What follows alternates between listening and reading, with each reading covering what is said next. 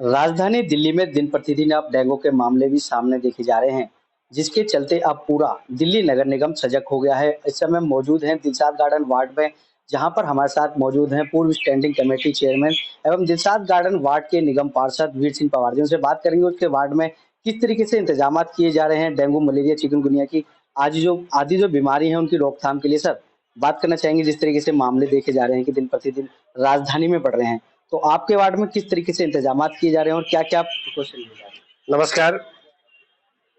Dengue, chikungunya, malaria लगातार इस season पे और अपने पीक पे होता है, लेकिन हमारी तैयारी और खासकर मैं अपने वार्ड में तैयारी ये जून के जैसे बारिश चालू हुई थी और उसके बाद बारिश की समाप्ति पे मैं सितंबर के महीने से ही मैं तत्पर था। बड़े-बड़े नाले जो हैं पीडब्ल्यूडी के, उनमें मैलाथिन बैग और दवाई का छिड़काव नालियों में, क्योंकि मेरा इस समय मेरा वार्ड डिलिमिटेशन के बाद 3 तरह में बँटा हुआ है। एक तो डीडीए फ्लैट्स हैं, एक तो क्लस्टर है, एक गाँव है। तो तीनों की व्यवस्था मुझे देखनी पड़ेगी। गाँव में चूँकि गोबर और ये सब चीज़ें आती हैं, नालियाँ भरी पड़ी रहती हैं, इस कारण से वहाँ की स्वच्छता सफाई अभियान चलाए, जगह-जगह सफाई अभियान चलाए, जहाँ कूड़ा पड़ता कूड़ा हटाया और जहाँ-जहाँ पीडब्ल्यूडी के बड़े नाले हैं, उनके पीडब्ल्यूडी के डिपार्टमेंट को सतर्क करके उनकी निकासी निकलवाई। तो इस कारण से जो मेरी छोटी नाली है, उनका पानी निरंतर बड़े नाले में गिर रहा है, तो वो भी एक मेरे प्लस पॉइंट था कि क्योंकि पानी कहीं जमाव नहीं हुआ। दूसरा प्रिकॉशन मेजर पे मैंने जगह-जगह जा करके अपनी मलेरिया की टीम को लेकर के लोगों को सावधान किया कि अगर घरों में खुले में पानी ना रखें, बर्तन ना रखें, अगर कहीं पर आप चिड़िया को पानी तो दूसरे दिन उसको बरतें और सबकी टंकियां चेक कराएं। जहां पर इस तरह की कोताही पाएगी, निश्चित तौर पर मैंने सबको आदेश दिया कि इनका चालान किया जाए। एक बार सख्ती लेंगे तो उन्हीं के लिए सुविधा रहेगी। दूसरा, साइकिल से फॉगिंग कराई और बड़ा फीवा जो होता है पूरी कॉन्स्टिट्यूंसी में खुद में चल करके मैंने जहां जहां पर चौड़ी रोड है वहां वहां फीफा से कराई, ताकि वातावरण में जो मच्छर हैं या पार्कों जो मच्छर है वो मर जाएं। तो इस तरह और मेरे यहाँ पर जितने भी नर्सिंग होम है, हॉस्पिटल है, स्कूल है, उन सब में मैंने अपने एमआई को बोल रखा है, मलेरिया इंस्पेक्टर को, आप खुद जाकर के वहाँ चेक करें कि वहाँ पर कहीं इस तरह की कोई कोताही तो नहीं है, कहीं पानी तो जमा नहीं है या कोई अव्यवस्था तो नहीं है। तो निश्चित तौर पर मैं थोड़ा सुकून मानता हूँ कि दिलशाद गार्डन वार्ड में केसेज उस दृष्टि से नहीं जिस तरह दूसरे वार्ड में है। हाँ, बाहर से कहीं बाइटिंग होकर के और एडमिट तो जरूर हॉस्पिटल, हमारा स्वामीचंद हॉस्पिटल में है और मुझे जब पता लगा है कि अपने गुरु तेग बहादुर हॉस्पिटल में बहुत सारा इस तरह से पेशेंट हैं, इस समय बढ़ रहे हैं, तो नेचुरली इसकी रोकथाम करनी पड़ेगी और इसको दिल्ली सरकार को भी सोचना पड़ेगा कि ज़्यादा से ज़्यादा डीवीसी कर्मचारी उनको लगाएं क्षेत्रों में। ये हमने मेयर से भी रिक्वेस्ट की थी, क्योंकि डीवीसी कर्मचारी जो घरों-घरों में जाता है लोगों को अवेयर करता है। तो इस तरह से मेरी सावधानी के साथ मैं अपने वार्ड में चल रहा हूँ। अच्छा, बात करें अभी आपने कुछ दिनों पहले स्वामी दयानंद अस्पताल जो आपके वार्ड में भी आता है, वहाँ भी निरीक्षण किया था। वहाँ किस तरीके की तैयारियां, जो बेड को लेकर सुविधाएं, पिछली बार देखा गया था बेड फुल थे, नई जगह मिल पा रही थी, इस बार क्या व्यवस्था है?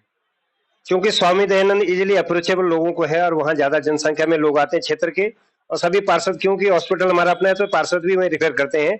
इस कारण से वहाँ जनसंख्या के हिसाब से बहुत ज्यादा वहाँ पर पेशेंट आने लग गए हैं, लेकिन वो एडमिनिस्ट्रेशन ने वहाँ पर पूरी अपनी व्यवस्था कर रखी है। डेंगू एक अलग वार्ड बना रखा है और कहीं कुछ हो तो एक और भी व्यवस्था हमारे पास एक जगह पड़ी है, वहां पर भी हम व्यवस्था उसकी कर सकते हैं। लेकिन अभी भगवान की बड़ी कृपा है कि ऐसा बहुत ज्यादा कोई अफरा तफरी नहीं है और इसलिए एडमिनिस्ट्रेशन पूरा जो एमएस महोदय हैं और उनके जो डॉक्टर हैं, एचओडी हैं, सब सतर्क हैं और मैं भी वहां पर लगातार दौरा कर रहा हूँ कि कहीं किसी तरह की कोताही ना हो, कहीं कोई मरीज किसी दवाई के कारण से या किसी अव्यवस्था कारण से उसकी जान न जाए। क्या ऐसा भी कुछ है कि दिलशाद गार्डन वार्ड में निगम पार्षद बीजेपी के हैं, क्या दिल्ली सरकार इनके लिए भी कुछ अलग से दे रही है या इन पे जो इंतजाम है उन पर अनदेखी की जा रही है? ईडीएमसी में जब हम ट्रिप्लिकेशन ईडीएमसी में थे तो हमने फॉगिंग कराई थी जगह जगह, बड़े बड़े नदी में जो बड़े बड़े नाले हैं वहाँ फॉगिंग कराई थी और ड्रोन से कराई थी। इस बार कुछ व्यवस्था नहीं, हमने अपना हाउस में भी ये रिक्वेस्ट की थी कि आप जहाँ आदमी अप्रोचेबल नहीं है हमारा वहाँ फॉगिंग कराएं। मुझे लगता है कि बड़ी अव्यवस्था है। पीछे तो ये हालत है कि इनके पास मिट्टी का तेल नहीं था, जब हाउस में चिल्लाए तो वहाँ उन्होंने रिपोर्ट दी कि हमारे पास इतना दवाई पड़ी है, ये दवाई पड़ी है। ये सब दरअसल क्या है, अब हम इसमें तो कुछ बोल नहीं सकते हैं क्योंकि एमसीडी में जो सरकार इस समय आई है अव्यवस्था वाली सरकार है। अव्यवस्था के कारण से ये सब कुछ हुआ, लेकिन चूंकि मैं तत्परता से अपने वार्ड को देख रहा हूँ और दूसरे वार्ड की अगर कोई शिकायत आती है, क्योंकि मैं स्टैंडिंग कमेटी चेयरमैन हूँ, तो लोग बड़ी आशा लेके तो अधिकारियों से निरंतर संपर्क है। मैं डीएचओ एमएचओ से सबसे बात करता रहता हूँ और इससे तो निश्चित तौर पर कि अपने क्षेत्र में कंट्रोल पा पाएंगे। अच्छा, बात करें, क्या लगता है कि जिस तरीके से अरविंद केजरीवाल के मंत्रियों पर दिन प्रतिदिन ईडी की छापे डल रहे हैं, क्या उससे भी कहीं न कहीं दिल्ली सरकार और केजरीवाल सरकार पे वो हुआ है जिसके कारण अब एमसीडी पे ध्यान नहीं दिया जा रहा?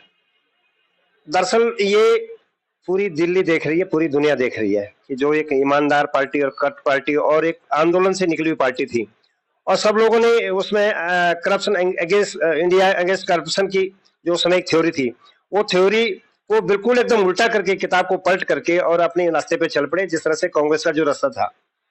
कांग्रेस तो 2 नंबर पे पैसा देती, 1 नंबर पे पैसा देकर इन लोगों को एक पे एक शराब की बोतल फ्री करके शराब की दुकानें खुलाकर जिससे उसमें गड़बड़ झाला किया और जिस तरह से लोगों के साथ अत्याचार किया, बहनों से अत्याचार किया, तो उनके घर बर्बाद हुए उनके उन दिनों में, नीचे उनका शराब लगा है और एक एक करके जेल जा रहे हैं। ईडी या सीबीआई या सीआईडी ये एजेंसीज होती हैं, सक्षम एजेंसी है, इन पे किसी का अधिकार नहीं होता है। जहां पर आग लगी, अगर धुआं उठता है तो वहां वो जाते हैं और उसको बुझाने का प्रयास करते हैं। इस तरह से ईडी ने सबको क्या एक एक करके अंदर जा रहे हैं।